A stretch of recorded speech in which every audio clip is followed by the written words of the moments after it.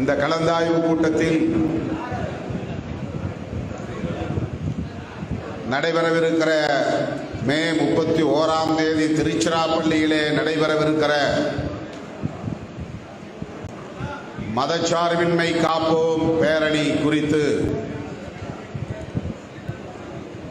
சில கருத்துக்களை உங்களோடு பகிர்ந்து கொள்ள வந்திருக்கிறேன். ஒவ்வொரு முறையும் நாம் மாநாடு நடத்தினாலும் பேரணி நடத்தினாலும் மாவட்ட வாரியாக நீங்கள் ஒருங்கிணைப்பு பணிகளை மேற்கொள்ளுகிற சூழலில் மண்டல வாரியாக உங்களை சந்திப்பதை நான் வழக்கமாக கடைபிடித்து வருகிறேன். அந்த வகையில் இந்த முறை 7 இடங்களில் மண்டல கலந்தாய்வு கூட்டம் ஆங்காங்கே ஒருங்கிணைக்கப்பட்டு இந்த நிகழ்வோடு 4வது கூட்டம் நிறைவு பெற இருக்கிறது. 8ஆம் தேதி வடக்கு மண்டலம் செங்கல்பட்டு மாவட்டம் மறைமலை நகரிலே நடைபெற்றது. சென்னை, திருவள்ளூர், காஞ்சிபுரம், செங்கல்பட்டு ஆகிய 4 மாவட்டங்களை சார்ந்த பொறுப்பாளர்களை அங்கே ஒருங்கிணைத்தோம். 10ஆம் தேதி வேலூரிலே நடைபெற்றது. வேலூர், ராணிப்பேட்டை, திருப்பத்தூர், திருவண்ணாமலை ஆகிய 4 மாவட்டங்களை சார்ந்த பொறுப்பாளர்கள் அங்கே திரண்டார்கள், குவிந்தார்கள். அதனை அடுத்து ஒட்டுமொத்த தென் மாவட்டங்கள் 10 மாவட்டங்களையும் ஒருங்கிணைத்து நேற்றைக்கு மதுரையிலே நடத்தி முடித்தோம். 10 மாவட்டங்களை சார்ந்த மாவட்ட பொறுப்பாளர்கள், மண்டல பொறுப்பாளர்கள், மாநில பொறுப்பாளர்கள், துணைநிலை அமைப்புகளை சார்ந்த நிர்வாகிகள் என்று 1000க்கும் மேற்பட்டவர்கள் அங்கே திரண்டார்கள். அவர்களிடையே நான் சுமார் 1 மணி நேரம் இந்த மாநாடு குறித்து, பேரணி குறித்து கருத்துக்களை பகிர்ந்து கொண்டேன். இன்றைக்கு 2 இடங்களில் கோவை முடித்த பிறகு சேலத்திலும் மண்டல கலந்தாய்வு கூட்டத்திலே பங்கேற்க இருக்கிறேன். இங்கே 4 மாவட்டங்களை சார்ந்த நிர்வாகிகள் வருகை தந்துள்ளீர்கள். கோவை, திருப்பூர், ஈரோடு மற்றும் நீலமலை ஆகிய 4 மாவட்டங்களை சார்ந்த தோழர்கள், நூற்றுக்கணக்கான தோழர்கள் இங்கே வந்து இந்த நிகழ்வில் பங்கேற்றிருப்பது மகிழ்ச்சி அளிக்கிறது. 4 மணிக்கு நாம் சேலத்தில் பங்கேற்க வேண்டும். இப்போதே மணி 2:30 குறைந்தது 2 மணி நேரம் பயணம் செய்ய வேண்டும். 1 மணிக்கு நாம் தொடங்கினோம். ஏறத்தாழ 1.5 மணி நேரம் இதிலே செலவாகி இருக்கிறது. 2 பேர் 3 பேர் தான் பேசியிருக்கிறார்கள். நிதி வழங்குதல் என்கிற பெயரில் ஒரு 25-30 நிமிடம் ஓடிவிட்டது. எஞ்சியிருக்கிற இந்த நேரத்தில் நான் சில கருத்துக்களை உங்களோடு பகிர்ந்து கொள்ள விரும்புகிறேன். ஒவ்வொரு நாளும் சுற்றுப்பயணம், குறைந்தது 20 மணி நேரம் தோழர்களோடு நான் பயணிக்கிறேன்.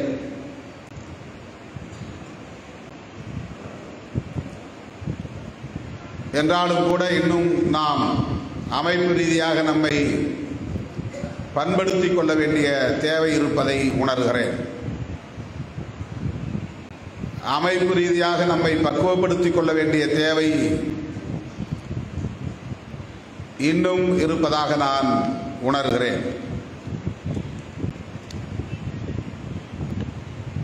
அது ஒருபுறம் இருந்தாலும் கூட 31ஆம் தேதி நாம் நடத்தவிருக்கிற இந்த பேரணி மதசார்பின்மை காப்போம் என்கிற பெயரில் நாம் ஒருங்கிணைக்கிறோம். இந்த பேரணி வெற்றிகரமாக அமைய வேண்டும். பல்லாயிரக்கணக்கில் மேற்கு மாவட்டங்களில் இருந்து நீங்கள் திரண்டு வர வேண்டும். தமிழ்நாடு மட்டுமல்ல, ஒட்டுமொத்த இந்தியாவின் கவனத்தையே ஈர்க்கக்கூடிய வகையில் லட்சக்கணக்கான சிறுத்தைகள் குவிந்தனர் என்கிற வகையில் இந்த பேரணியை நாம் அனைவரும் ஒன்று சேர்ந்து சிறப்புற நடத்திட வேண்டும். அதற்கு ஆங்காங்கே நீங்கள் வண்டி பிடித்து வாருங்கள் என்று ஒரு வரியில் சொல்லி முடித்து விடலாம். மாவட்ட செயலாளர்களை மட்டும் ஒரு நாள் கூப்பிட்டு பேசி ஒவ்வொரு மாவட்டத்திலிருந்து இத்தனை வண்டிகளோடு நீங்கள் வந்து சேர வேண்டும் என்று நான் சொல்லிவிட்டு இந்த கோடை வெயிலில் அலையாமல் எங்காவது ஒரு இடத்திலே நான் முடங்கி இருக்கலாம். ஆனால் கோடை வெயிலையும் பொருட்படுத்தாமல் நான் சுற்றி கொண்டிருக்கிற சூழலில் மீண்டும் எனது வலது கண்ணிலே ஒரு கட்டி புறப்பட்டிருக்கிறது. 2 மாதங்களுக்கு முன்பு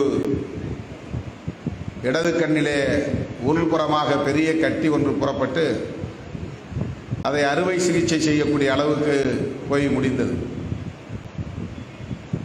அதை வைத்துக்கொண்டே ஊர் ஊராய் சுற்றி கொண்டே இருந்தேன். உறக்கமில்லாமல் ஓடிக்கொண்டே இருந்தேன்.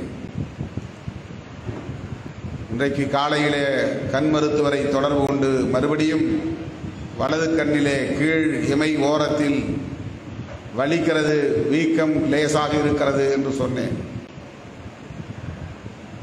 நீங்கள் ஓய்வெடுப்பதில்லையே, இந்த கோடை வெயிலில் இப்படி சுற்றினால் என்ன ஆவது என்று மருத்துவரும் வருத்தப்பட்டு கொண்டார். இப்படி நான் உங்களை ஓடி வந்து ஓரிடத்திலே அழைத்து வைத்து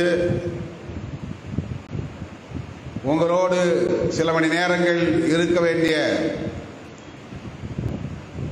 அளவுக்கு நான் களப்பணி ஆற்றுவது எதற்கு என்பதை நீங்கள் எண்ணி பார்க்க வேண்டும்.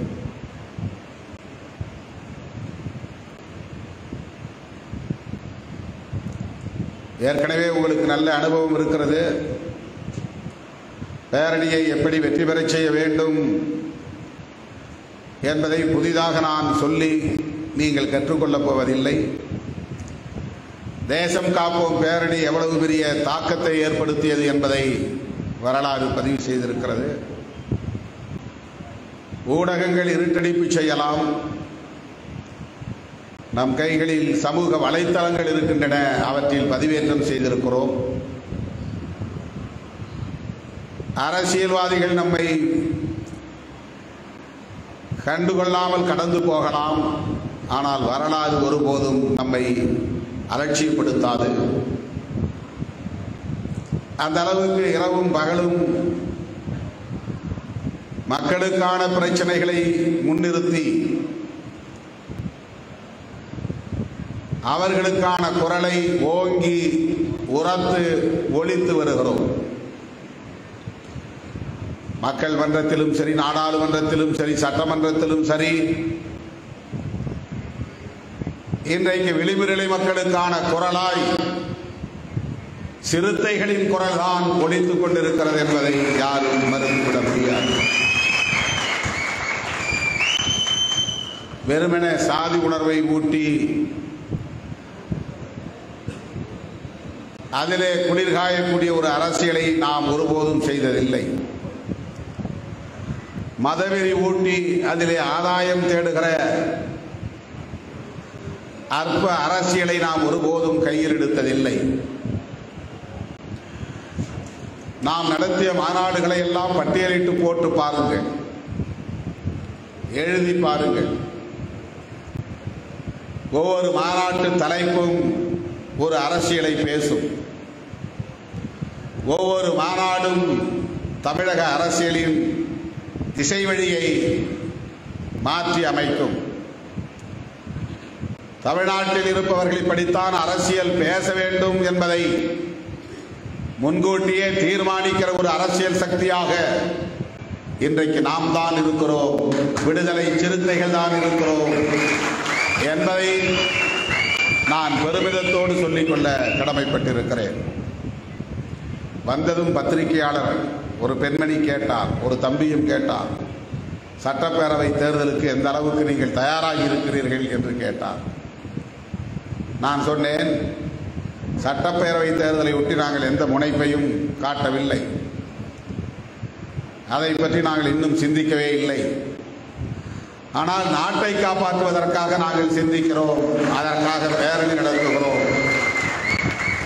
அரசமைப்பு சட்டத்தை பாதுகாப்பதற்காக நாங்கள் சிந்திக்கிறோம், அதற்காக களம் அமைக்கிறோம் என்று பத்திரிகையாளர்களிடத்தில் நான் இந்த அரங்கில் நுழைவதற்கு முன்பாக சொல்லிவிட்டு தான் வந்தேன். அரசியல் களத்தில் ஒவ்வொருவரும் அதிகாரத்தை நோக்கி போட்டி போட்டுக் கொண்டிருக்கிறார்கள். அதற்கேற்ப காய்களை நகர்த்துகிறார்கள். எந்த கூட்டணியிலே சேர்ந்தால் எவ்வளவு இடங்களை பெற முடியும் என்றெல்லாம் கணக்கு போட்டு விவாதங்களை நடத்தி கொண்டிருக்கிறார்கள். ஆனால் நாம் புரட்சியாளர் அம்பேத்கரின் பிள்ளைகள் என்கிற வகையிலே அவர் வகுத்தளித்த அரசமைப்பு சட்டத்தை பாதுகாப்பதற்காக சிந்தித்துக் கொண்டிருக்கிறோம், போராட்ட களத்தை அமைத்துக் கொண்டிருக்கிறோம். இந்த அரசியல் களத்தில் நான் ஒரு சிறுத்தை என்று சொல்லிக் கொள்வதிலே ஒரு பெருமை இருக்கிறது, ஒரு தலை நிமிர்வு இருக்கிறது, ஒரு மன நிறைவு இருக்கிறது. ஏனென்றால் குறுகிய கால தேவைகளுக்காக கொள்கைகளை வரையறுக்கக்கூடியவர்கள் அல்ல சிறுத்தைகள். வெறும் பதவி சுகத்துக்காக, பவிசுக்காக திட்டங்களை தீட்டக்கூடியவர்கள் அல்ல சிறுத்தைகள். புரட்சியாளர் அம்பேத்கர், தந்தை பெரியார், மாமேதை கார்ல் மார்க்ஸ் போன்ற மாமனிதர்களின் கொள்கை வழியிலே மக்களை அமைப்பாக்க வேண்டும் என்பதில் உறுதிப்பாட்டோடு நிற்பவர்கள் சிறுத்தைகள். இதுதான் இன்றைக்கு பிற கட்சிகளுக்கும் நமக்கும் உள்ள வேறுபாடு. பண்ருட்டியிலே நடைபெற்ற ஒரு நிகழ்ச்சியில் பேசிக் கொண்டிருந்த போதே எனக்கு இப்படி ஒரு சிந்தனை புகழ்த்தது. அந்த பேச்சின் ஊடாகவே சொன்னேன், விரைவில் விடுதலை சிறுத்தைகள் கட்சியின் சார்பிலே ஒரு பேரணியை நடத்தப் போகிறோம் என்று நான் அறிவித்தேன். அது தன்னியல்பாக என் உரையின் போக்கிலேயே வெளிப்பட்ட ஒன்று. முன்கூட்டி திட்டமிட்டு இப்படி பேரணி நடத்துவோம் என்று அறிவிக்கலாம் என முன்னணி தோழர்களோடு நான் ஆலோசனை செய்து முடிவெடுக்கவில்லை, அல்லது நானே அப்படி யோசித்து வைத்துக் கொண்டு பேச்சிலே இப்படி சொல்ல வேண்டும் என்றும் எண்ணவில்லை. வக்ஃப் திருத்த சட்டத்தை எதிர்த்து பண்ருட்டியிலே நடைபெற்ற ஒரு மாபெரும் பொதுக்கூட்ட நிகழ்வில் உரையாற்றிக் கொண்டிருந்த போதே என் உரையின் போக்கிலே இந்த கருத்தை நான் பதிவு செய்தேன். அதன் பிறகுதான் மாவட்ட செயலாளர்கள் கூட்டத்திலும் மேலிட பொறுப்பாளர்கள் கூட்டத்திலும் எனது இந்த கருத்தை முன்வைத்து இந்த பேரணிக்கான ஒத்திசைவை பெற்றேன். அதனை ஒட்டித்தான் இந்த மண்டல வாரியான சுற்றுப்பயணம்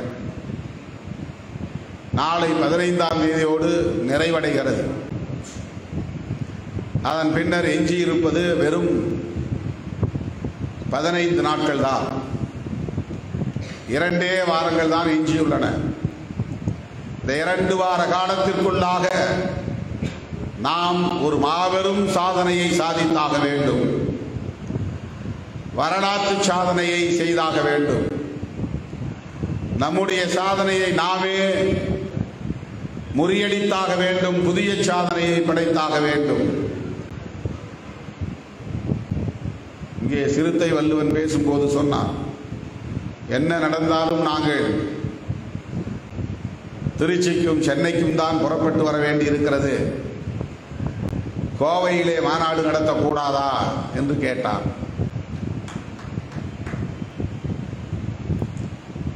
கோவையிலே நடத்தக்கூடாது என்று எந்த முடிவும் இல்லை. திருச்சியிலே நடத்துவதற்கு எந்த சிறப்பு காரணமும் கிடையாது. திருச்சிராப்பள்ளி தமிழ்நாட்டின் ஒரு மையமான பகுதி. மேற்கு மாவட்டங்களில் இருந்து புறப்பட்டால் 3 அல்லது 4 மணி நேரத்தில் அங்கே வந்து சேர்ந்துவிட முடியும். தெற்கு மாவட்டங்களில் இருந்து புறப்பட்டால் 3 அல்லது 4 மணி நேரங்களில் அங்கே வந்து சேர்ந்துவிட முடியும். சென்னையிலிருந்தும் 4 மணி நேரம் வடக்கு மண்டலத்தில் இருந்து புறப்பட்டால், டெல்டா மாவட்டங்களில் இருந்து புறப்பட்டால் 2 அல்லது 3 மணி நேரத்திற்குள்ளாக வந்து சேர்ந்து விட முடியும். உங்கள் பயணம் சென்னைக்கு என்றால் 6 மணி நேரத்திற்கு மேலாகும். அதை பாதியாக குறைத்திடத்தான் திருச்சியை தேர்வு செய்கிறோம். கன்னியாகுமரியிலிருந்து சென்னைக்கு வர வேண்டுமானால் 8 மணி நேரமாவது ஆகும். அதை பாதியாக குறைப்பதற்குத்தான் திருச்சியை தேர்வு செய்கிறோம். கோவையிலே நடத்தினால் சென்னையில் நடத்துவதை போல ஒரு மூலையிலே பிற மாவட்டங்களிலிருந்து கோவைக்கு வந்து சேர 6 அல்லது 7 மணி நேரம் ஆகிவிடும். அதே போல கன்னியாகுமரியிலோ திருநெல்வேலியிலோ நடத்தினால் நாம் எல்லாம் அங்கே போய் சேர 5 அல்லது 6 மணி நேரம் ஆகும். இதையெல்லாம் கருத்திலே கொண்டுதான் நம்முடைய பல நிகழ்வுகளை நாம் திருச்சிராப்பள்ளியிலேயே மையப்படுத்தி நடத்தி வருகிறோம். இதெல்லாம் பிராக்டிக்கலாக, நடைமுறையாக சாத்தியக்கூறுகளை கணக்கிலே கொண்டு எடுக்கப்படுகிற முடிவுகள், அவ்வளவுதான். மேற்கு மாவட்டங்களை புறக்கணிக்க வேண்டும் என்றோ அல்லது மேற்கு மாவட்டங்களை சார்ந்த பொறுப்பாளர்களை குறைத்து மதிப்பிடுவது என்றோ அதற்கு பொருளாகாது.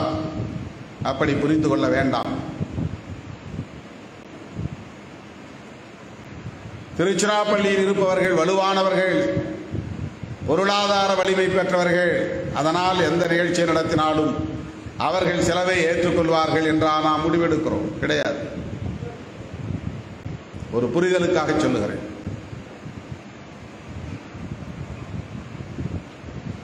வக்ஃபு திருத்த சட்டத்தை நாடாளுமன்றத்திலே அறிமுகப்படுத்திய போதே விடுதலை சிறுத்தைகள் கட்சியின் சார்பில் கடுமையாக எதிர்ப்பு தெரிவித்தோம். எதிர்க்கட்சிகள் அனைத்தும் எதிர்ப்பு தெரிவித்ததனால் அந்த சட்டத்தை அறிமுகப்படுத்தாமலேயே நாடாளுமன்ற கூட்டுக்குழுவுக்கு விசாரணைக்கு அனுப்பி வைத்தார்கள். இதையெல்லாம் நீங்கள் தெரிந்து கொள்ள வேண்டும்.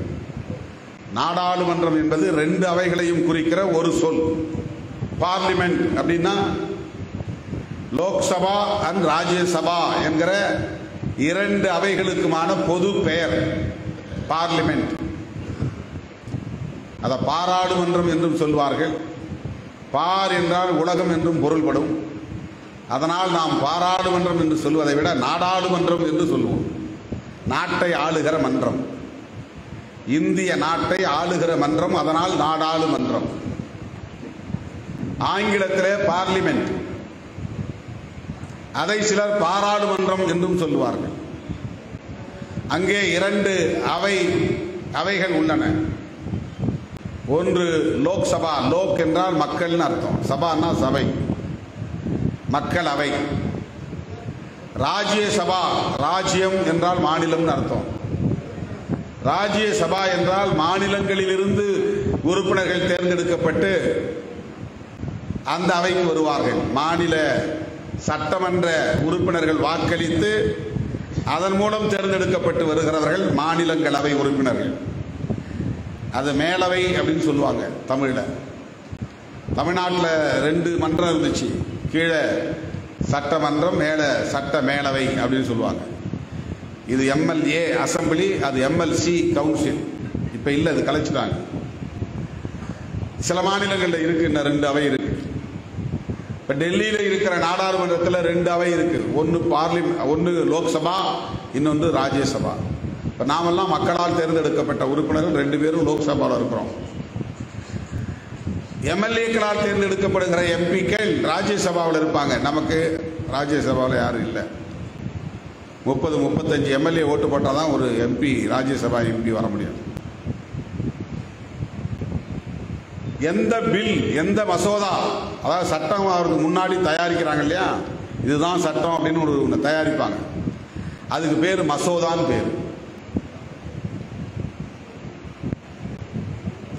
தமிழ்ல சட்ட முன்வடிவு அப்படின்னு பேர், வடமொழியில மசோதா, ஆங்கிலத்தில் பில், பிஐஎல் பில், பிஐஎல்எல் பில். நம்ம பில் வாங்குறோம் இல்லையா, அந்த பில் தான், அதே ஸ்பெல்லிங் தான். அதுக்கு பேர் மசோதா வடமொழியில். தமிழில் சட்ட முன்வடிவு, அதாவது ஒரு சட்டத்தை நிறைவேற்றுவதற்கு முன்னால் இருக்கிற முன்வடிவு, டிராஃப்ட் அப்படின்னு சொல்லலாம் ஆங்கிலத்தில். அதை அறிமுகப்படுத்தி தொடர்புடைய அமைச்சர் விவாதத்திற்கு விடுவார். அதில் எல்லா உறுப்பினரும் சேர்ந்து அதில் உள்ள நல்லது கெட்டது எல்லாம் விவாதித்து கடைசியில் அதை வாக்கெடுப்பு விடுவாங்க. குரல் வாக்கெடுப்பு. குரல் வாக்கெடுப்பிலே அதிகமாக ஆளுங்கட்சி உறுப்பினர்கள் சத்தம் போடுவாங்க, ரொம்ப கொஞ்சமாக எதிர்கட்சி உறுப்பினர்கள் எதிர்ப்பு தெரிவிப்பாங்க. அதிகமாக தெரிவித்ததனால் அதை நிறைவேற்றுகிறேன் அப்படின்னு சபாநாயகர், மக்களவைத் தலைவர் நிறைவேற்றியதாக அறிவித்து விடுவார். அந்த நிறைவேற்றப்பட்ட பிறகு அதில் குடியரசுத் தலைவர் கையெழுத்திடணும். பிரசிடென்ட் ஆஃப் இந்தியா கையெழுத்திட்டார்னா அது சட்டமாயிடும். அது வரையிலும் அது பில்லு. குடியரசுத் தலைவர் கையெழுத்திட்ட பிறகு அது ஆக்ட், ஆங்கிலத்தில் ஏசிடி ஆக்ட் அப்படின்னு சொல்லுவாங்க, சட்டம். இந்த வக்ஃபு திருத்த சட்டம், திருத்த சட்டம்னா என்னன்னா, ஏற்கனவே இருக்கிற சட்டத்தில் சில திருத்தத்தை கொண்டு வந்து புதிய பில்லா அறிமுகப்படுத்துவாங்க. ஏற்கனவே ஒரு சட்டம் இருக்கு, வக்ஃபு சட்டம்.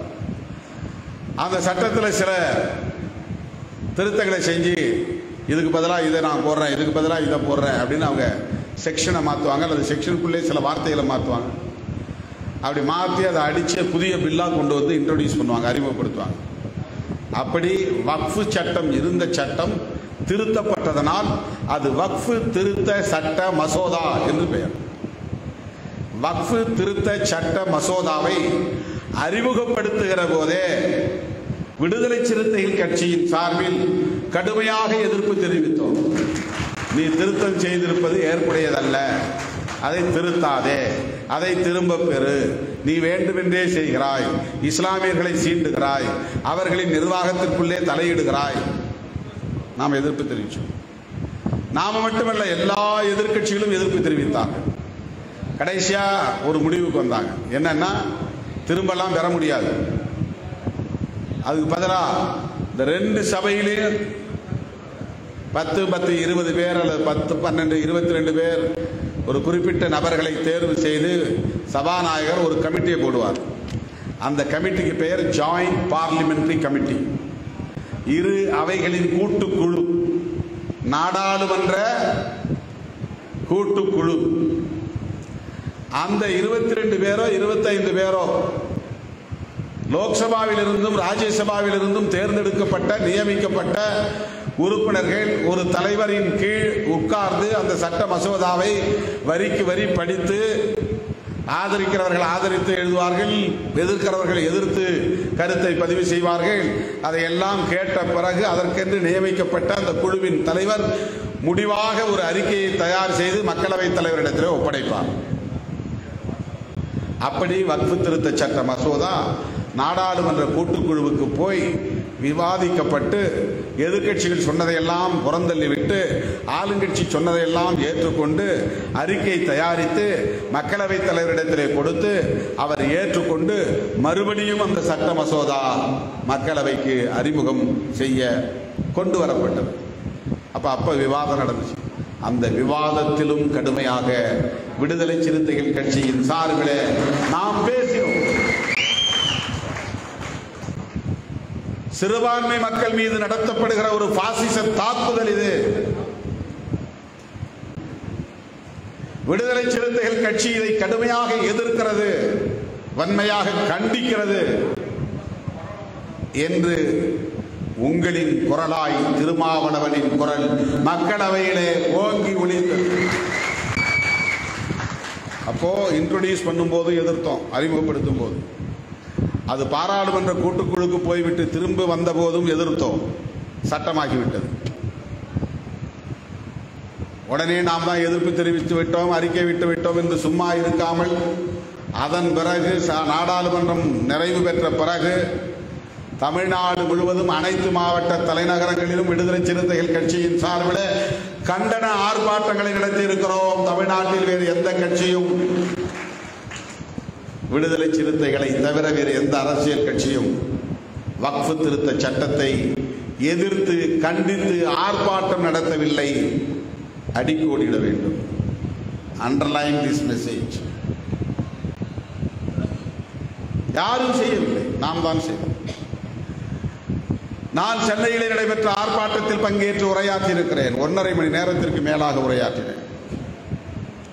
சரி போதும், முஸ்லிம்களுக்காக குரல் கொடுத்தோம், போதும். அறிக்கையை சமர்ப்பித்தோம், அறிக்கையை எதிர்த்தோம். அப்புறம் அந்த கூட்டுக்குழுவில் போய் நம்முடைய கட்சியின் சார்பில் ஒரு விவரமான அறிக்கையை எழுதி கொண்டு போய் அங்கேயும் கொடுத்தோம். நம்மளை உறுப்பினராக அவங்க சேர்க்கல, உறுப்பினராக சேர்க்கலனாலும் எங்கள் சார்பு கருத்து இதுதான் அப்படின்னு 7-8 பக்கங்களில் கடிதம் எழுதி அந்த குழுவுக்கு அனுப்பி வச்சோம். ஏன் நாங்கள் எதிர்க்கிறோம், ஏன் அதை நீங்கள் திரும்ப பெற வேண்டும், ஏன் அதை நீங்கள் அறிமுகப்படுத்தக்கூடாது, ஏன் இந்த சட்டத்தை திருத்தக்கூடாது என்றெல்லாம் காரணங்களை எழுதி அந்த நாடாளுமன்ற கூட்டுக்குழுவுக்கும் கொடுத்தோம். இவ்வளவு வேலையும் செஞ்சு அதுவும் போதாது என்று மே 31ஆம் தேதி மாபெரும் பேரணி ஒன்றை நடத்துவதாக அறிவித்திருக்கிறோம். இந்தியாவிலேயே இஸ்லாமியர் அல்லாத ஒரு அரசியல் கட்சி வக்ஃப் திருத்த சட்டத்தை கண்டித்து அடுக்கடுக்கான பல நிகழ்வுகளை நடத்தியிருக்கிறது என்று சொன்னால் அந்த அரசியல் இயக்கம் விடுதலை சிறுத்தைகள் கட்சி மட்டும்தான் நினைவில் கொள்ள வேண்டும். இதை எதற்காக செய்கிறோம்? முஸ்லிம்களின் வாக்குகளை பெறுவதற்காகவா? அப்படி ஒரு சட்டமன்றத்திலே முஸ்லிம்களின் வாக்குகள் எவ்வளவு இருக்கும்? ஒப்பீட்டளவிலே பார்த்தால் வெற்றி பெறக்கூடிய அளவுக்கு அந்த வாக்குகள் மட்டுமே போதும் என்று சொல்லிவிட முடியுமா? ஒவ்வொரு நாடாளுமன்றத்திலும் முஸ்லிம்களின் வாக்குகள் எவ்வளவு இருக்கும்? தமிழ்நாட்டிலே முஸ்லிம்களின் மொத்த மக்கள் தொகை எவ்வளவு? ஒவ்வொரு மாநிலத்திலும் அப்படி 20 விழுக்காடு 25 விழுக்காடு என்று மக்கள் தொகை உள்ள ஒரு சமூகம். அது ஷெட்யூல் காஸ்ட் கூட 23% தமிழ்நாட்டிலே. முஸ்லிம்கள் அவ்வளவு கிடையாது.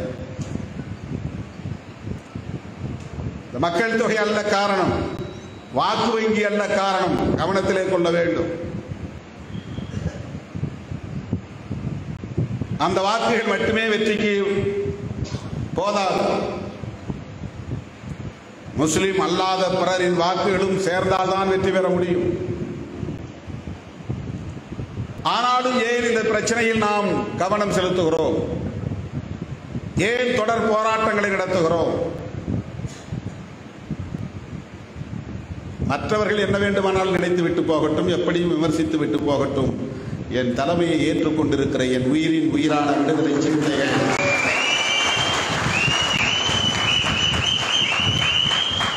அதை சரியாக புரிந்து கொள்ள வேண்டும், தெளிவாக புரிந்து கொள்ள வேண்டும்.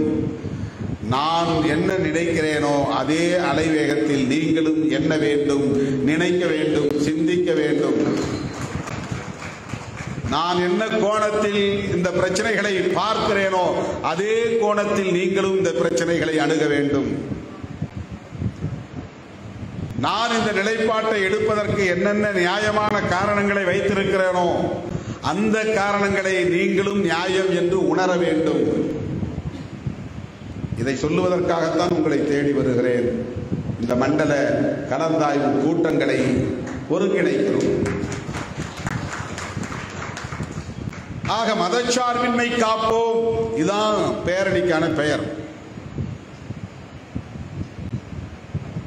மற்ற அரசியல் கட்சிகள்லாம் ஏதாவது பொதுவாக எழுச்சி பேரணின்னு வைப்பாங்க, இல்லைன்னா வேற ஏதாவது பேர் வைப்பாங்க.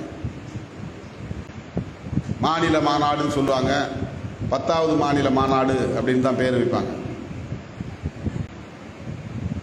இல்லைன்னா முழு நிலவு பெருவிழா அப்படின்னு வைப்பாங்க. அதில் ஒன்றும் பொலிட்டிக்கல் கண்டென்ட் கிடையாது. No political content. எந்த அரசியல் செய்தி அதில் கிடையாது. அதில் பேசிய அத்தனை பேச்சாளர்களின் பேச்செல்லாம் மறுபடியும் நீங்கள் ஒரு தடவை ரிவைன் பண்ணி பாருங்க, ரீவைன் பண்ணி போட்டு கேட்டு பாருங்க. நோ பொலிட்டிக்கல் மெசேஜ், ஒரு ஐடியாலஜி அதில் இருக்காது. அன்சைன்டிஃபிக் மெசேஜ் தான் இருக்கும். அறிவியலுக்கு புறம்பான செய்திகள், புராண செய்திகள். 21ஆம் நூற்றாண்டுல புராண நம்பிக்கை. விடுதலை சிறுத்தைகள் நடத்திய மாநாடுகள், நடத்திய பேரணிகள், நடத்துகிற பேரணிகள் ஒவ்வொன்றிலும் ஒரு அரசியல் செய்தி இருக்கும், பொலிட்டிக்கல் கண்டென்ட் இருக்கும். அதுதான் தலைப்பாரு. தேசம் காப்போம் பேரணி, தேசத்தை காப்பாற்றுவதற்காக நாம் ஒருங்கிணைவோம் வாருங்கள். ஏன் தேசத்தை பாதுகாக்கணும்? தேசத்தை காப்பாற்றுவதற்கான தேவை என்ன? யாரால் தேசத்திற்கு ஆபத்து? அதிலிருந்து எப்படி தேசத்தை மீட்பது? யார் யாரோடு கூட்டு சேர்ந்து தேசத்தை காப்பாற்றுவது? யாரெல்லாம் இந்த தேசத்தின் எதிரிகள்? இவ்வளவு செய்தி அதில் அடங்கியிருக்கு. அந்த ஒரு வார்த்தையில தேசம் காப்போம் அப்படின்னு சொல்றதுக்குள்ள இவ்வளவு பொலிட்டிக்கல் கண்டென்ட் இருக்கு, அரசியல் செய்திகள் இருக்கு. வெல்லும் ஜனநாயகம் மாநாடு. சனாதனம் இங்கே கொக்கரிக்கலாம், கொட்டமடிக்கலாம், இறுதியில் ஜனநாயகமே வெல்லும் என்று சொல்லுகிற செய்தி. ஜனநாயகத்துக்கு சவால் விடுகிற சனாதனமே, நீ தற்காலிகமாக வெற்றி பெற்றதை போல் கொக்கரிக்கலாம், கொட்டமடிக்கலாம், ஆனால் இறுதியில் ஜனநாயகம் தான் வெல்லும் என்று சொல்லுகிற பொலிட்டிக்கல் மெசேஜ். இப்ப சொல்றோம் மதச்சார்பின்மை காப்போம். இதிலே ஒரு பெரிய மெசேஜ் இருக்கு. இந்த ஒரு சொல்லை வைத்துக் கொண்டு ஒரு மாதம் நீங்கள் கருத்தரங்கு நடத்தலாம், 30 நாட்களுக்கு மேல் கருத்தரங்கு நடத்தலாம். மதச்சார்பின்மை அப்படிங்கிற ஒரு டைட்டில் ஒரு நாளைக்கு 10 பேரை பேச வைக்கலாம், 30 நாள் தொடர்ந்து பேச வைக்க முடியும், 300 பேரை பேச வைக்க முடியும். மதச்சார்பின்மை என்கிற ஒரு சொல்லி அவ்வளவு அரசியல் இருக்கிறது, அவ்வளவு செய்திகள் இருக்கின்றன, அவ்வளவு வரலாறு இருக்கிறது. இதையெல்லாம் நீங்கள் வெறும் சொல்லாக பார்த்துவிட்டு போய்விடக்கூடாது. மதச்சார்பின்மை என்றால் என்ன என்பதை நீங்கள் ஆழ்ந்து சிந்திக்க வேண்டும். சும்மா நீளம் சிவப்பு போட்ட மஃப்ளர் துண்டை போட்டுக்கிட்டு போயிடக்கூடாது. நான் சிறுத்தைன்னு சொல்லியிருந்தா போதாது.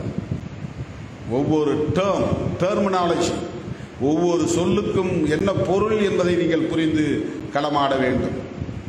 அதன் பின்னணி வரலாற்றை தெரிந்து அரசியல் செய்ய வேண்டும்.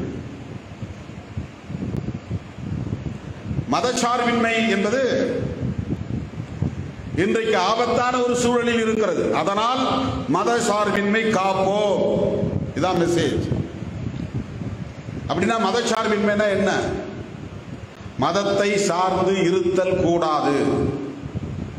மத சார்பின்மை, இன்மைனா இல்லைன்னு அர்த்தம், கூடாதுன்னு அர்த்தம், வேண்டான்னு அர்த்தம், மறுப்புன்னு அர்த்தம். சார்பு இன்மை, மதத்தை சார்ந்திருப்பது கூடாது, அதான் மதச்சார்பின்மை. யார் மதத்தை சார்ந்திருக்க கூடாது? நீயோ நானோ அல்ல. நீ எந்த மதத்தையும் சார்ந்திருக்கலாம், நான் எந்த மதத்தையும் சார்ந்திருக்கலாம். இந்தியாவில் இருக்கிற 140 கோடி மக்களும் மதம் சார்ந்து இருக்கலாம், மதம் வேண்டாம் என்றும் இருக்கலாம். அது அந்த தனி நபரின் விருப்பம். வேறு யாருக்கு மதசார்பின்மை? அரசுக்கு மதசார்பின்மை. எது அரசு? டெல்லியில் இருப்பதுதான் அரசு. மாநிலங்களில் இருக்கிறதெல்லாம் பிரான்ச். அரசமைப்பு சட்டத்தின்படி யூனியன் கவர்மெண்ட் ஆஃப் இந்தியாங்கிறது தான் கான்ஸ்டிடியூஷன் பிரகாரம், அதுதான் ஃபெடரல் சிஸ்டத்தின் அடிப்படையிலான ஒரு ஒன்றியம், ஒரு மாநில அரசுகளின் ஒன்றியம், அதிக அதிகாரம் கொண்ட அரசு, கொள்கைகளை முடிவு செய்கிற அரசு, சட்டங்களை, பெரும்பான்மையான சட்டங்களை தீர்மானிக்கிற அரசு, குடியரசுத் தலைவரை தலைமையாக கொண்டிருக்கிற அரசு.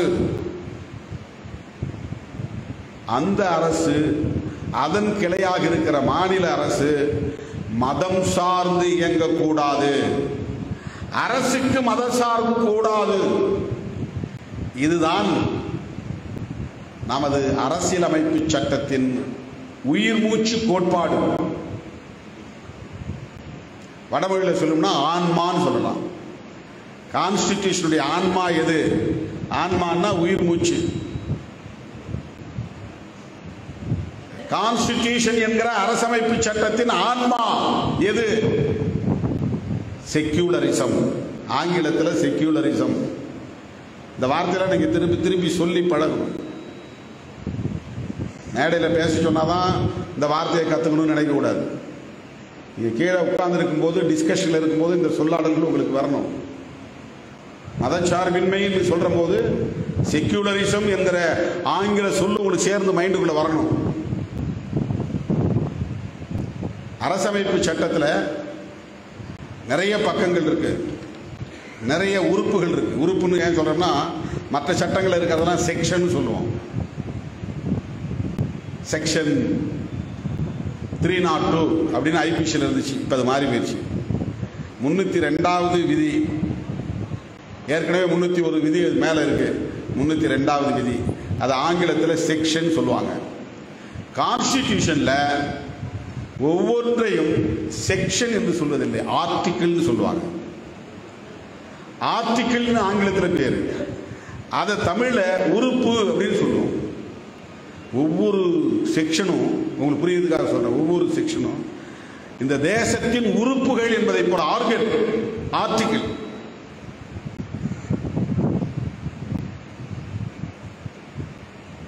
அதையெல்லாம் தாண்டி அதற்கு முன்னால் ஒரு பிரியாம்பிள் அப்படின்னு ஒரு பக்கம் இருக்குது. பிரியாம்பிள் அப்படிங்கிறது மற்ற புத்தகத்தில் ப்ரீஃபேஸ் அப்படின்னு வச்சிருப்பாங்க. தமிழில் முன்னுரைன்னு இருக்கும். அந்த புத்தகத்தில் என்ன கண்டென்ட் இருக்கோ அதை முன்னால் ஒரு ரெண்டு பக்கத்தில் எழுதியிருப்பாங்க. இந்த புத்தகத்தில் இந்த சம்பந்தமாக நாங்கள் எழுதியிருக்கிறோம், இது இந்த கருத்துக்கள் இதில் விவாதிக்கப்பட்டிருக்கு, இந்த ஆசிரியர் இதையெல்லாம் எழுதியிருக்கிறாரு, நீ எல்லாம் போய் படித்து பாருங்க அப்படின்னு முன்னுரையில் சொல்லியிருப்பாங்க. அதான் முன்னுரை.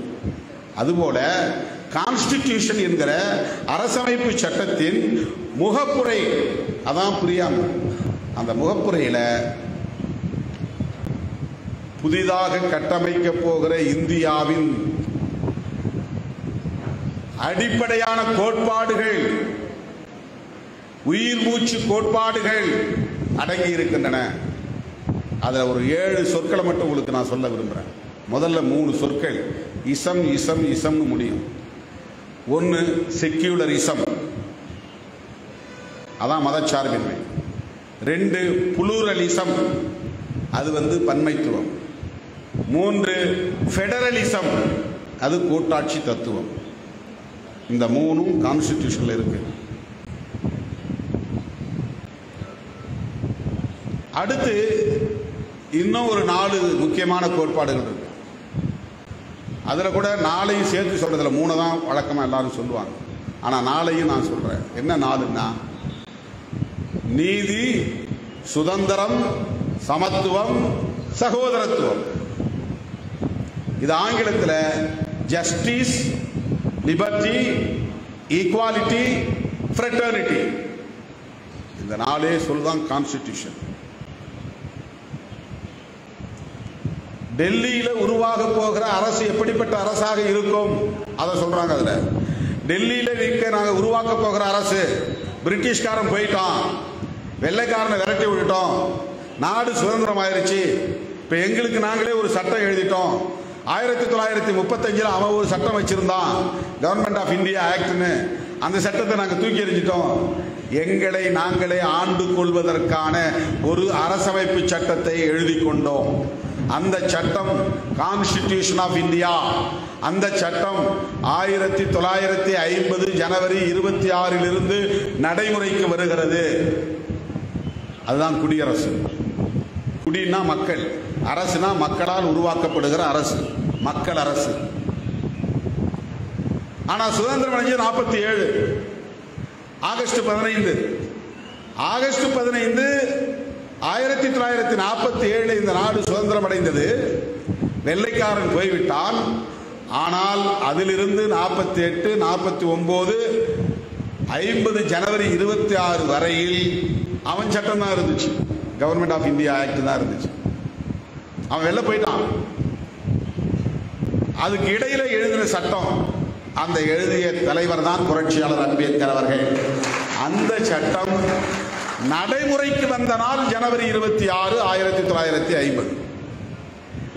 அப்போ அந்த சட்டத்தில் என்ன சொல்லியிருக்குன்னா, நாங்கள் இன்றைக்கு இந்திய குடிமக்களாகி நாங்கள் எல்லோரும் சேர்ந்து ஒருமித்த கருத்தின் அடிப்படையிலே ஒரு அரசை உருவாக்குகிறோம். அந்த அரசு இறையாண்மையுள்ள, சமதர்மம் உள்ள, ஜனநாயக, மதசார்பற்ற ஜனநாயக குடியரசு. அம்பேத்கர் அரங்கேற்றம் செய்யும் போது 3 வார்த்தை தான் இருந்துச்சு. இறையாண்மையுள்ள ஜனநாயக குடியரசு. 1976 இந்திரா காந்தி அம்மையார் அதிலே ஒரு திருத்தம் கொண்டு வந்து அதனுடைய உண்மையான கோட்பாடுகளுக்கு இன்னும் வலு சேர்க்க வேண்டும் என்று சமதர்மமுள்ள மதசார்பற்றங்கிற 2 வார்த்தையை சேர்க்கிறாங்க. ஆங்கிலத்தில் அந்த வார்த்தைகள் என்னன்னா, நல்லா கவனிக்கணும் நீங்க, சாவரின். சாவரின்னா இறையாண்மை உள்ள. இறையாண்மை உள்ளனா என்ன அர்த்தம்னா, எங்களை நாங்களே ஆண்டு கொள்ளக்கூடிய வலிமை உள்ள, எங்களை வேறு எந்த நாட்டுக்காரனும் ஆள முடியாது, நாங்கள் வேறு எந்த நாட்டுக்காரனையும் சார்ந்து இல்லை, இனி எவனும் எங்கள் நிலைப்பாட்டில், கொள்கையில் தலையிட முடியாது, தலையிடக்கூடாது. அமெரிக்கா ட்ரம்ப் தலையிட்டாங்கிறது வேற விஷயம். இந்தியா பாகிஸ்தான் சண்டையில் அவன் போய் நான் போரை நிறுத்திட்டேன், 2 பேரும் இனிமேல் போராட மாட்டாங்கன்னு அவன் சொல்கிறான். அது சொல்லக்கூடாது. அப்படி சொன்னால் அது சாவரின்ட்டியை டேமேஜ் பண்ணதான் அர்த்தம். இந்திய அரசுக்கு இறையாண்மை இல்லைன்னு அர்த்தம். அமெரிக்கா சொல்கிறதை கேட்டுட்டு இவங்க 2 பேரும் வாய மூடிட்டு இருக்கிறாங்க. பாகிஸ்தானுடைய அதிபரும் வாய மூடிட்டு இருக்கிறான், இந்தியாவுடைய பிரதமரும் வாய மூடிட்டு இருக்கிறான். இந்த 2 நாட்டுக்கு இடையிலான பிரச்சனைகளை அவன் பஞ்சாயத்து பேசிட்டு, அது வேற விஷயம். ஆனால் நாங்கள் போரை நிறுத்திட்டேன்னு ஒன்று மோடி சொல்லியிருக்கணும், அல்லது அங்கே இருக்கிறவன் எவனா ஒருத்தன் சொல்லியிருக்கணும். 2 பேரும் சொல்லலை. அப்போ இவங்க 2 பேரையும் சின்ன பிள்ளையா பார்க்குறான். நீங்கள் 2 பேரும் விளையாண்டுக்கிட்டு இருக்கேன், நான் எல்லாத்தையும் பேசி முடிக்கிறேன், நான் அறிவிக்கிறேன், இனிமேல் யாரும் சண்டை போட்டுக்க மாட்டாங்க, டொனால்டு ட்ரம்ப் அறிவிக்கிறான். அது பிற நாடுகளின் தலையீடுன்னு அர்த்தம். தலையீடு செய்கிறதுனா சாவரின்ட்டி இல்லைன்னு அர்த்தம், இறையாண்மை இல்லைன்னு அர்த்தம். தலையிட முடியாது, தலையிடக்கூடாது, அந்த வலிமை இருந்தால் அந்த அரசுக்கு இறையாண்மை உள்ள அரசுன்னு அர்த்தம்.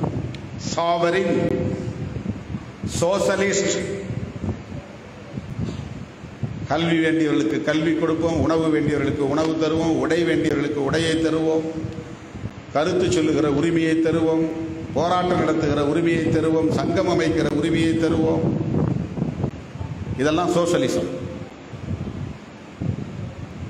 பெண் உரிமை சோசலிசம்.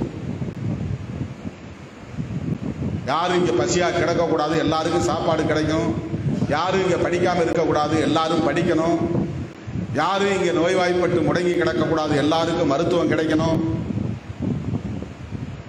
இதெல்லாம் நடைமுறைப்படுத்தினா அதுக்கு பேர் சோசலிஸ்ட். அப்படி ஒரு கவர்மெண்ட் வரும், அந்த கவர்மெண்ட்டுக்கு பேர் சோசலிஸ்ட் கவர்மெண்ட். அடுத்து செக்யூலர், மதசார்பற்ற. இந்த அரசு எந்த மதத்துக்கும் ஆதரவாகவும் இருக்காது, எந்த மதத்துக்கும் எதிராகவும் இருக்காது. அதான் அர்த்தம் செக்யூலர். இந்த மதம் எங்களுக்கான பெரும்பான்மை மக்களின் மதம், அதனால் அரசாங்கத்தின் மதம் இதுதான் அப்படின்னு இதை டிக்ளேர் பண்ணாது. யாரும் எந்த மதத்திலும் இருக்கலாம், அதை கொடுத்துறோம், சுதந்திரத்தை கொடுத்துறோம். ஆனால் அரசாங்கம் எந்த மதத்தையும் சார்ந்து இருக்கக்கூடாது. அப்புறம் ஜனநாயக குடியரசு. ஜனநாயகம்னா உங்களுக்கு தெரியும், democratic. Sovereign, socialist, secular, democratic, ஜனநாயக குடியரசு, ரிபப்ளிக். ரிபப்ளிக்னா குடியரசு. இந்த அரசாங்கம் எப்படிப்பட்டதுன்னு டிஃபைன் பண்றார் Ambedkar. What is the union government of India அப்படின்னா, union government is nothing but sovereign, socialist, secular, democratic, republic. அதான் இந்திய அரசாங்கம். எல்லாம் மோடி அரசாங்கன்றாங்க. மோடி அரசாங்கம் கிடையாது, ஒன்றிய அரசாங்கம். இவங்க வருவாங்க போவாங்க. இவர் இன்னும் ஒரு 4 வருஷம் இருப்பார், அப்புறம் வேற யாராவது ஒருத்தர் வருவாங்க. அவங்க அரசாங்கம் சொல்லக்கூடாது. கட்சி ஒரு கட்சி ஆட்சியில் இருக்கு, அவ்வளவுதான். அது அந்த கட்சியின் ஆட்சி, அது ரூல் பண்ணுது. அரசு என்பது ஸ்டேட், ஸ்டேட் என்பது பெர்பெச்சுவேட், நிரந்தரமானது. அந்த அரசுக்கான கேரக்டர் என்ன? அது இறையாண்மை உள்ளது, அது சமதர்மத்தை கொண்டது, அது மதசார்பற்றது, அது ஜனநாயக பூர்வமானது, அது மக்களின் அரசாக இருக்கும். இதுதான். இந்த அரசு எதற்காக உருவாகி இருக்கிறது? உருவாக்குகிறோம் என்றால் அனைவருக்கும் நீதி, சுதந்திரம், பிறப்பின் அடிப்படையில் உயர்வு தாழ்வு என்கிற பாகுபாடு இல்லை, எல்லோரும் சமம் என்கிற சமத்துவம், உயர்ந்த சாதி தாழ்ந்த சாதி என்கிற பாகுபாடுகளால் அண்ணன் தம்பி என்கிற உறவு இல்லாத நிலை இருக்காது. உறவாடுவோம், அண்ணனாய் தம்பியாய் அக்காவாய் தங்கையாய். சகோதரத்துவம், இதை நிலைநாட்டுவதற்காகத்தான் நாங்கள் இந்த அரசை உருவாக்குகிறோம். இதுதான் பிரியாம்பிள். இதுதான் இந்த 4 சொற்களும், அந்த 3 சொற்களும். இவைதான் கான்ஸ்டிடியூஷன் என்கிற அரசமைப்பு சட்டத்தின் உயிர் மூச்சு கோட்பாடுகள். அதுல மிக முக்கியமானது, பெரிய அளவில் விவாதிக்கப்பட்டது, நீண்ட நெடிய விவாதத்திற்கு உட்படுத்தப்பட்டது, இந்த அரசுக்கு மதம் வேண்டுமா வேண்டாமா என்பதுதான். இந்த அரசு மதசார்ந்த அரசா மதசார்பற்ற அரசா என்பதுதான். இங்கேதான் அம்பேத்கர் இருக்கிறார். புரட்சியாளர் அம்பேத்கர். அறிவாண்மை என்பது என்ன என்பது தீர்மானிக்கப்படுகிறது. அவர் மட்டும் அந்த இடத்திலே இல்லாமல் இருந்திருந்தால் என்ன ஆகியிருக்கும் தெரியுமா? புரட்சியாளர் அம்பேத்கர் மட்டும் இந்திய அரசமைப்பு சட்டத்தை எழுதக்கூடிய குழுவின் வரைவு குழுவின் தலைவராக பொறுப்பேற்காமல் இருந்திருந்தால் அந்த இடத்தில் அம்பேத்கரே இல்லாமல் இன்னொரு தலித், ஜனநாயக பார்வை இல்லாத ஒரு தலித் இருந்திருந்தாலும் என்ன ஆகியிருக்கும் என்றால், இந்து மதம்தான் இந்தியாவின் அரச மதம் என்று அறிவித்திருப்பார்கள்.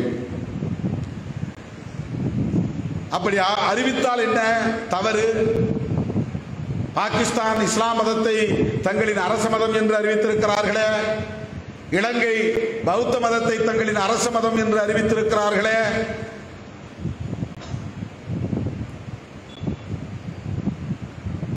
லண்டன் உட்பட இங்கிலாந்து உட்பட பல ஐரோப்பிய நாடுகள் கிறிஸ்டியானிட்டி தான் எங்களின் அரச மதம் என்று அறிவித்திருக்கிறார்களே, இந்தியாவை ஏன் இந்து மதத்தை இந்தியாவின் மதம் என்று அறிவிக்க கூடாது, அரச மதமாக அறிவிக்க கூடாது என்று கேள்வி எழுப்புகிற போது அது ரொம்ப லாஜிக்கலி கரெக்ட், தர்க்க அடிப்படையிலே சரி என்று வரும்.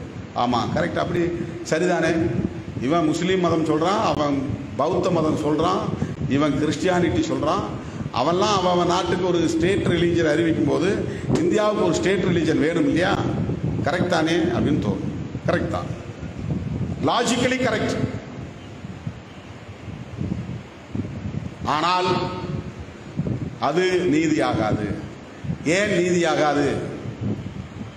ஏன் நீதியாகாது என்றால், நீங்கள் எந்த மதத்தை இங்கே அரச மதமாக அறிவிக்க நினைக்கிறீர்களோ அந்த மதம் இந்த உயிர் மூச்சு கோட்பாடுகளுக்கு எதிராக இருக்கிறது. குறிப்பாக சுதந்திரம், இது சுதந்திரத்தை மறுக்கிறது. இந்த தெருவில் நடக்காதேன்னு சுதந்திரத்தை மறுக்கிறது. இந்த கோவிலில் நுழையாதே என்று சுதந்திரத்தை மறுக்கிறது. இந்த ஆற்றில் இந்த துறைப்பாட்டில் இறங்காதே என்று சுதந்திரத்தை மறுக்கிறது.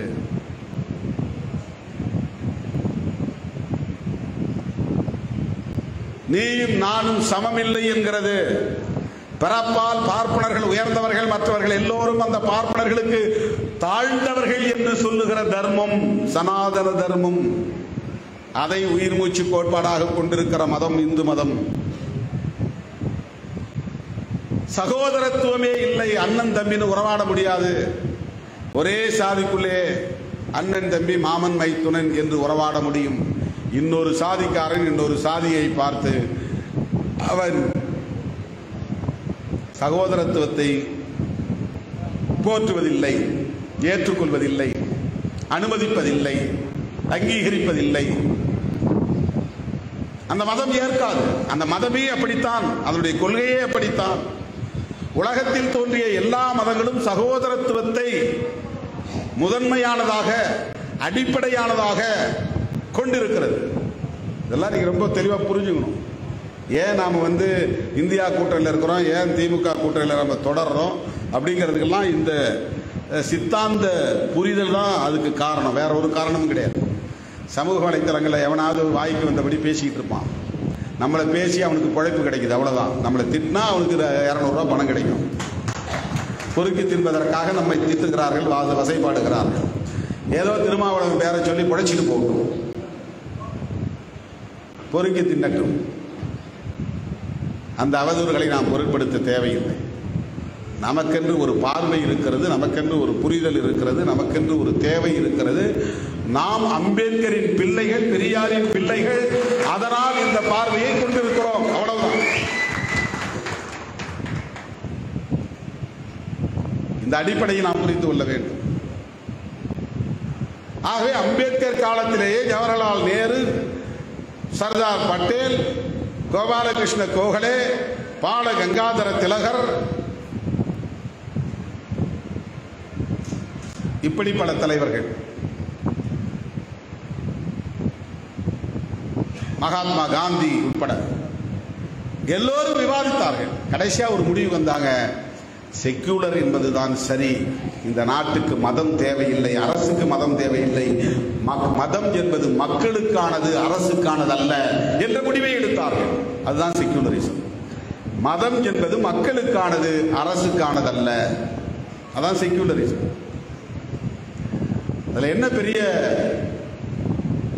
ஆச்சரியப்படக்கூடிய ஒன்று என்றால், சனாதனத்தின் மீது தீவிரமான பிடிப்பு கொண்ட மகாத்மா என்று போற்றப்படக்கூடிய காந்தியடிகளே அரசுக்கு மதம் வேண்டாம் என்று சொன்னால், அம்பேத்கரின் கருத்தும் காந்தியடிகளின் கருத்தும் இந்த புள்ளியில் உடன்பட்டது.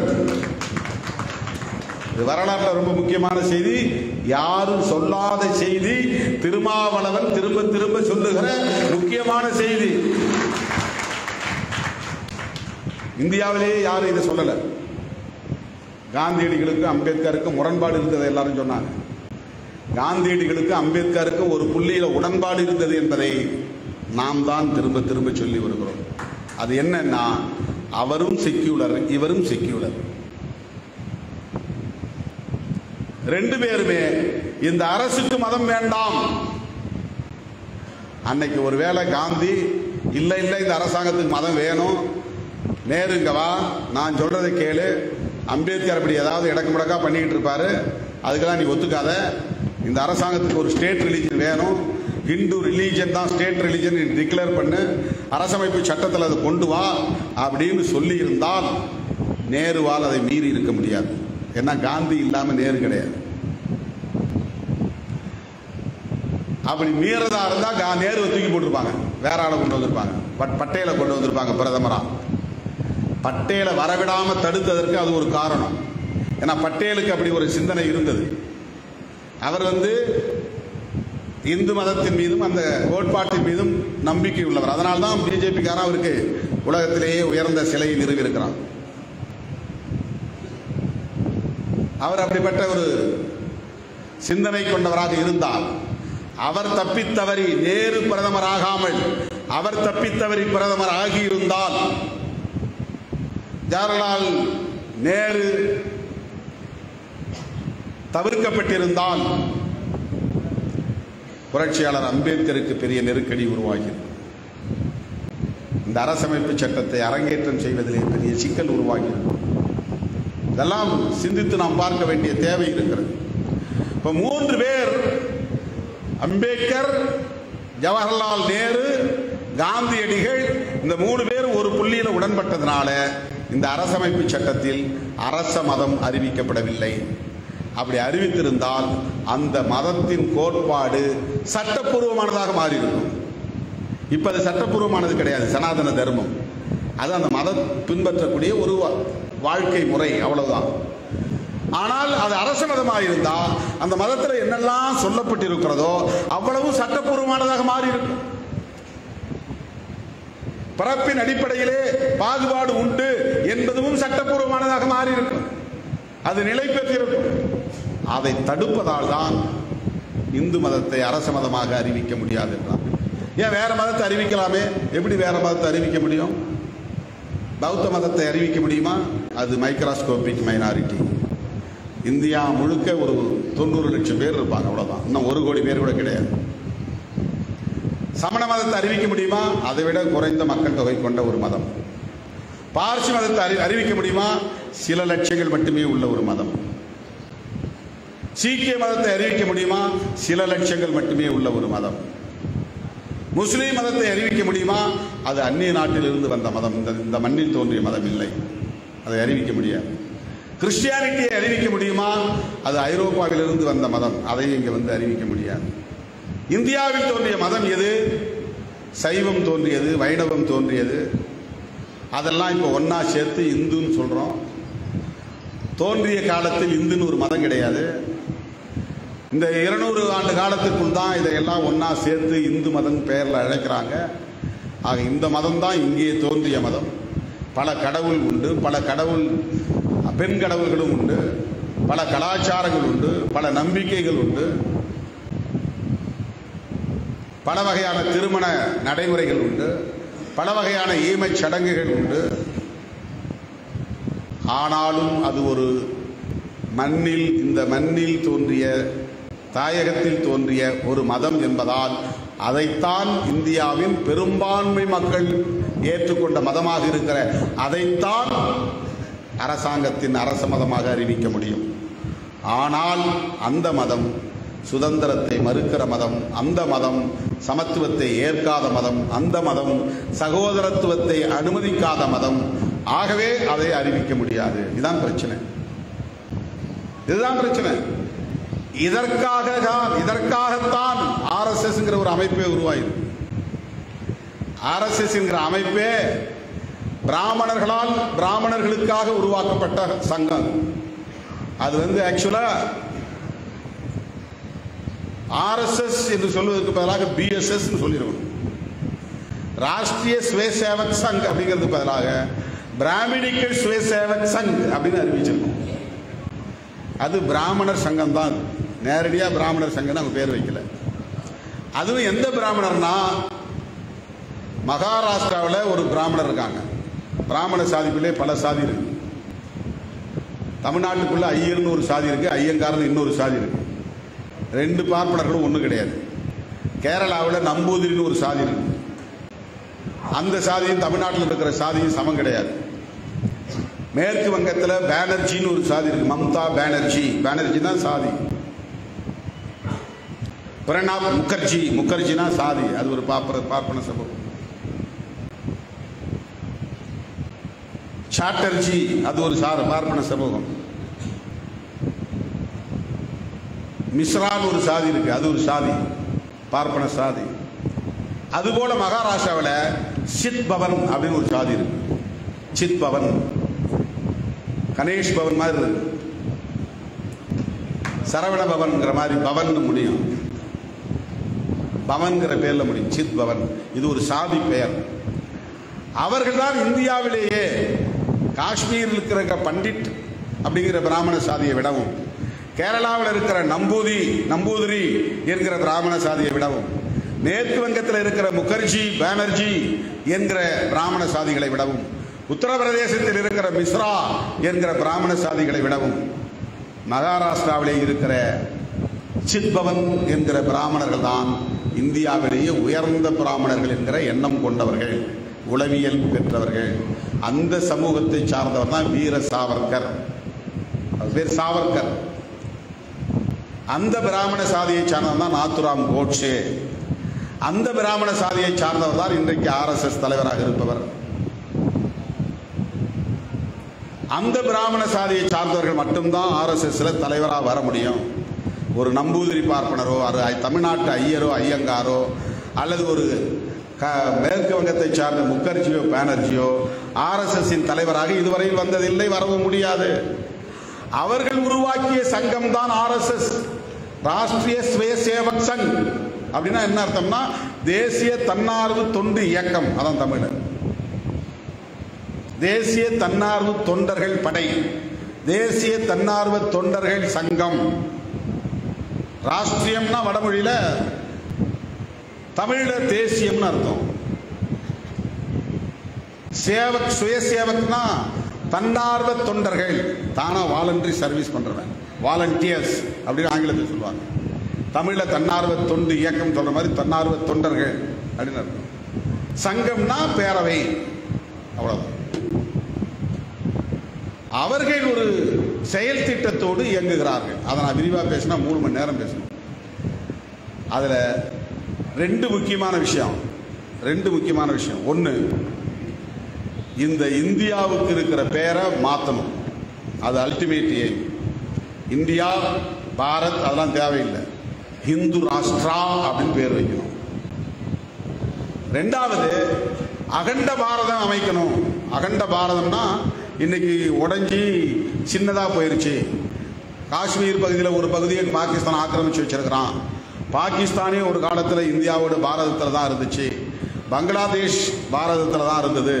இலங்கை பாரதத்தில் தான் இருந்தது. ஆப்கானிஸ்தான் கொஞ்சம் பகுதி நம்மோட தான் இருந்துச்சு. இதை எல்லாத்தையும் மீட்டு அகண்ட பாரதம் உருவாக்கி இங்க சனாதன தர்மத்தை அரசமைப்பு சட்டமாக்கி பார்ப்பனர்களே உயர்ந்தவர்கள் என்பதை நிலைநிறுத்தி அந்த வர்ணாசிரம தர்ம கோட்பாட்டை பாதுகாக்கணும். இதுதான் RSS உடைய செயல் திட்டம். இதற்கு மாவோயிஸ்டுகள் மாதிரி ஆயுதம் தாங்கிய படையை உருவாக்கி மறைந்திருந்து யுத்தம் நடத்த முடியாது. அதனால நாடாளுமன்ற ஜனநாயகத்துக்குள்ள நுழைஞ்சி தேர்தலில் வெற்றி பெற்று ஆட்சி அதிகாரத்தை கைப்பற்றி பெரும்பான்மை மக்களின் ஆதரவோடு இந்த சட்டத்தை தூக்கி எறிஞ்சிட்டு புதிய சட்டத்தை கொண்டு வந்து இந்தியாவின் பெயரை மாற்றி சனாதன தர்மத்தை பாதுகாக்க வேண்டும். அதான் நோக்கம். அப்ப ஆட்சிக்கு வரணும். இவங்க கொள்கையை சொன்னா எவ்வளவு பேர் ஓட்டு போடுவாங்க? நிறைய பிரச்சனை. இந்திரா காந்தி இருந்த வரையிலும் அவங்க தனி மனித செல்வாக்கு ஒன்றும் பண்ண முடியல. ராஜீவ் காந்தி இருந்த வரையிலும் அவருடைய செல்வாக்கு தேசிய அளவில் எந்த தாக்கத்தை ஏற்படுத்த முடியல. இந்திரா காந்தியவும், மகாத்மா காந்தி, இந்திரா காந்தி, ராஜீவ் காந்தி இந்த 3 பெரிய ஆளுமைகளை வீழ்த்தியதால் RSS உடைய அரசியலுக்கு இங்கே ஒரு ஸ்பேஸ் உருவாயிருச்சு. அவங்களோட நமக்கு முரண்பாடு இருக்கிறது வேற விஷயம். ஆனால் அவர்கள் வளர்ச்சியில் தான் RSS மதவாத அரசியல் ஈடுபடாமல் இருந்தது. அவர்களின் அதீத செல்வாக்கால் இவர்கள் எல்லாம் 84 வரையில் எங்க இருந்தவங்க யாருக்குமே தெரியாது. 1984 அவங்க 2 MP, 2024 VCK 2 MP. நமக்கு 2024 2 MP இருந்தது மாதிரி அவன் 1984 2 MPயோட தான் இருந்தான். அன்னைக்கு அவனுடைய ஸ்டேட்டஸ் VCK ஸ்டேட்டஸ் தான். 1984 பிஜேபியுடைய ஸ்டேட்டஸ் என்பது VCK ஸ்டேட்டஸ், அவனுடைய தகுதி. 40 வருஷத்துல இந்த நாட்டை 11வது வருஷமா ஆண்டு கொண்டிருக்கிறார்கள். 30 வருஷத்துல ஆட்சி பிடிச்சிட்டான். 30 வருஷத்துல ஆட்சியை பிடிச்சிட்டான். 11 வருஷமா நாட்டை ஆண்டுகிட்டு இருக்கிறான். எப்படி என்றால், அவன் வெள்ளைக்காரனை எதிர்த்து அரசியல் பண்ண முடியல, காங்கிரஸை எதிர்த்தும் பெருசா அரசியல் பண்ண முடியல, கம்யூனிஸ்டுகளை எதிர்த்து அரசியல் பண்ண முடியல. அவன் ஒரு உத்தியை கண்டுபிடிச்சான். முஸ்லீம்களும் கிறிஸ்தவர்களும் இங்க இருக்கிற SC ST மக்களை எல்லாம் ஏமாத்தி மதம் மாத்திக்கிட்டு இருக்கிறான். முஸ்லீம் வெறுப்பு, கிறிஸ்தவ வெறுப்பு, இந்துக்களே உஷார், நம்ம மதம் பறி போய் கொண்டிருக்கிறது. இங்க இருக்கிறவங்க எல்லாம் முஸ்லீமா மாறிக்கிட்டு இருக்கிறான், எல்லாம் குள்ளா வச்சுக்கிட்டு இருக்கிறான். இங்க இருக்கிறவன் எல்லாம் ஏசப்பா ஏசப்பான்னு ஓடிக்கிட்டு இருக்கிறான். இதெல்லாம் மாற்றி விடுறவங்க எல்லாம் இந்த இந்து மதத்தை, முஸ்லீம் மதத்தை சார்ந்தவர்களும் கிறிஸ்தவ மதத்தை சார்ந்தவர்களும் தான். அவனை பார்த்தா அடிங்க, மசூதியை இடிங்க, தேவாலயத்தை கொடுத்துங்க, பைபிளை கொடுத்துங்க. இந்த பிரச்சாரம் தான் இந்த 40 ஆண்டுகளாக தொடர்ந்து நடைபெற்று வருகிறது. வெள்ளைக்காரனே வெளியேறு என்று சொல்வதற்கு வாய்ப்பில்லை, அவன் வெளியேறிவிட்டான். பாகிஸ்தானையும் சொல்லி சொல்லி ஏமாற்ற முடியவில்லை, அவன் தனி நாடு. அவனை எதிர்த்து இங்க மக்கள் யாரும் ரெஸ்பாண்ட் பண்ணவே இல்லை. அதுக்காக இங்க யாரும் ஓட்டு போடல. இங்க என்ன வழின்னு பார்த்தா, இந்துக்களே தயாராகுங்கள், இந்துக்களே அணியை திரளுங்கள், இந்துக்களே ஒன்று சேருங்கள் சொல்லி சொல்லி பார்த்தா யாரும் கேட்கல. உடனே உள்ள பூந்தான். உள்ள பூந்து நீ ஆண்ட சாதி, உனக்கு ஒரு பெருமை இருக்கிறது, நீ ஆண்ட பரம்பரை, ஒவ்வொரு சாதிக்கும் சாதி பெருமையை ஊட்டினான். நீ ஷெட்யூல் காஸ்ட்னு ஒன்றா போயிடாத, அந்த சாதி நீயும் ஒன்று கிடையாது, அவன் வேற சாதி எஸ்சியில், நீ வேற சாதி எஸ்சியில், நீ வேற சாதி, உனக்கு ஒரு பாரம்பரியம் இருக்கு, நீ ஒன்று சேராத.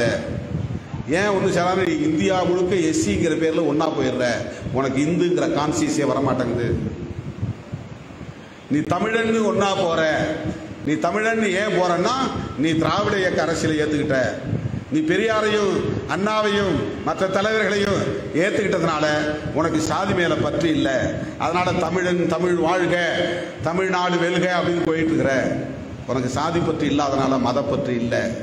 அதனால திராவிட அரசியல் தப்பு பேசாத, எஸ்சின்னு சொல்லாத, ஷெட்யூல் காஸ்ட்னு சொல்லாத, தலித்துன்னு சொல்லாத. தலித்துன்னு சொன்னாதான் பாஸ்வானு நானும் அண்ணன் தம்பி கை கோக்க முடியும். சாதியை சொன்னால் அவர் வேற சாதி, நான் வேற சாதி, அவர் மொழி வேற மொழி, நான் மொழியை வேற மொழி.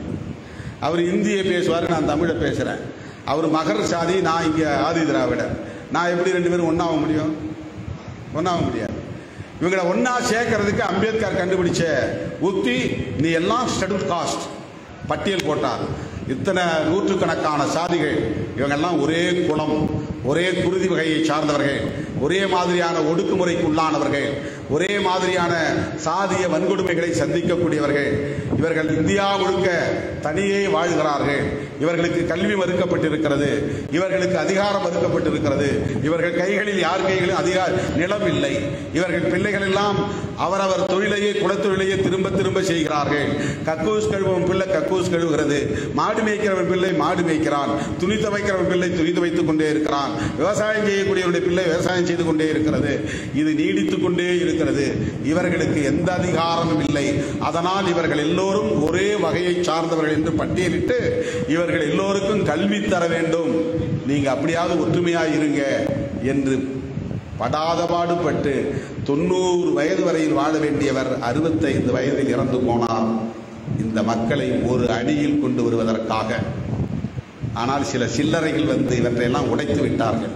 அவன் வேற சாதி, நீ வேற சாதி, அவன் வேற இவன் வேற என்ற சாதி வெறியை தூண்டி ஊட்டி அவர்களை பாழ்படுத்தி இன்னைக்கு தமிழ்நாட்டில் ஷெட்யூல் காஸ்ட் என்கிற தலித் என்கிற அடையாளத்தோடு யாரும் ஒன்று சேர்ந்து ஒரு மேடையில் ஏற முடியாத நிலையை உருவாக்கிவிட்டார்கள். இது RSS சதி. ஒரு 20-25 வருஷத்துக்கு முன்னால 2000 ஆதி திராவிடர், தேவேந்திர குல வேளாளர், அருந்ததியர் ஒற்றுமை அப்படிங்கிற குரல் ஒலிச்சு ஒரே மேடையில் நின்னோம், கைகோர்த்து நின்றார்கள். 10 வருஷத்துல உடைச்சிட்டான், ஒன்று சேர முடியாத ஆக்கி விட்டான். தலித்துங்கிறது ஒரு சாதி சொல் கிடையாது.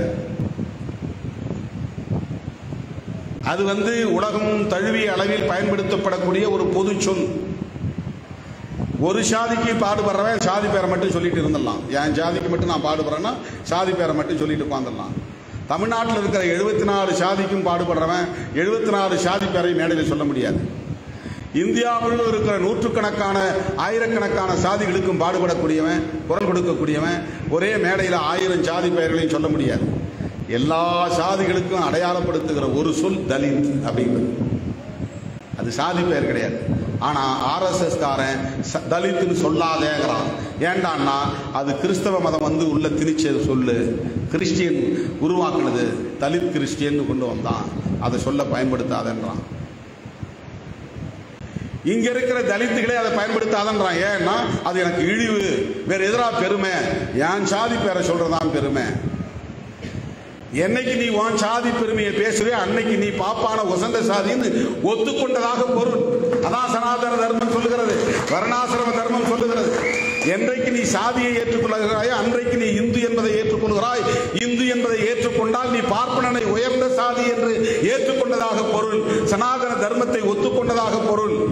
நான் பார்ப்பானுக்கு அடிமையாக இந்த மண்ணில் சாதியை ஏற்றுக்கொண்டு வாழ உடன்படுகிறேன், கைகட்டி வணங்கி நிற்கிறேன் என்று பொருள். சாதி பெருமை பேசுவது. இதையெல்லாம் தகர்ப்பதற்காக புரட்சியாளர் அம்பேத்கர் சாதி ஒழிப்பே மக்கள் விடுதலை என்கிற அடிப்படையில் அனிகிலேஷன் ஆஃப் காஸ்ட் என்ற புத்தகத்தை எழுதினார். உலகத்தில் இந்தியாவில் எந்த தலைவனும் இந்த கோணத்தில் சிந்திக்கவில்லை, இப்படி ஒரு நூலை எழுதவில்லை. ஆர்எஸ்காரன் என்ன சொல்றான்? இப்ப தமிழ்நாட்டில் நிறைய பேர் என்ன பேசுறான்? அம்பேத்கர் நமக்கு தலைவர் இல்லைன்றான். ஏன்னா நீ சாதி பெருமை பேச ஆரம்பிச்சுனா உன் சாதிக்குள்ளதான் தலைவர் தேடுவேன். நீ இந்தியா முழுவதும் இருக்கிற ஒடுக்கப்பட்ட மக்களின் விடுதலையை பேசுற, உனக்கு தலைவர் அம்பேத்கர் மட்டும்தான். ஒரே தலைவர், சாதி ஒழிப்பை வலியுறுத்திய தலைவர், அது போதும். அதுதான் இந்தியா முழுவதும் இருக்கிற எல்லோரையும் 25 விழுக்காடு மக்களை ஒரு பெரிய ஸ்ட்ரெங்க். நீ சொல்லலாம் இந்தியாவில் நாங்க 30 கோடி பேர் 40 கோடி பேர் இருக்கிறோம் சொல்லலாம். இன்னைக்கு நீ என்ன சொல்ல முடியும்? உன் சாதியை மட்டும் நீ சொன்னா சில லட்சம் பேர் தான் நீ இருப்ப. உன் சாதியை மட்டும் நீ உரிமை கோரினால் சில லட்சம் பேர், ஒரு 2% 3% அவ்வளவுதான். அது அகில இந்திய அளவில் இன்னும் மைக்ரோ லெவலில் போயிடும்.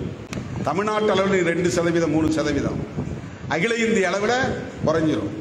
Micro level 0.001 negligible. நீ ஒரு ஆளே கிடையாது, ஒரு சக்தியே கிடையாது. நாங்கள் எஸ்சி ஷெட்யூல் காஸ்ட், நாங்கள் தலித். இந்தியா முழுவதும் 25 விழுக்காடு, 4 பேர்ல ஒரு ஆள் நாங்கள் ஷெட்யூல் காஸ்ட் அப்படின்னு சொல்லக்கூடிய ஒரு உரிமையை, ஒரு தலை நிமிர்வை அந்த சொற்றொடர் உருவாக்கி தந்தது. அதை சிதைத்து விட்டார்கள் ஆர்எஸ்எஸ் கும்பல். ஏன்னா உனக்கு நியூமெரிக்கல் ஸ்ட்ரெங்தே வரக்கூடாது. நாங்கள்லாம் இவ்வளவு பேர் இருக்கிறோம் அப்படிங்கிற ஒரு தெம்பே உனக்கு வரக்கூடாது. நாங்கள் இந்த 74 சாதியில் நாங்கள் ஒரு சாதி. எவ்வளவு பேர்? ஒரு 20 லட்சம் பேர், 30 லட்சம் பேர், அவ்வளவுதான். அதோட நீ மைக்ரோஸ்கோபிக் மைனாரிட்டிங்கிற சிந்தனையோடவே நீ இருக்கணும். நீ மெஜாரிட்டிங்கிற சிந்தனையும் உனக்கு வந்துடக்கூடாது. இந்தியா முழுவதும் நீ பெரும்பான்மை சமூகத்தை சார்ந்தவங்கிற அடையாளம் உனக்கு வந்துடக்கூடாது.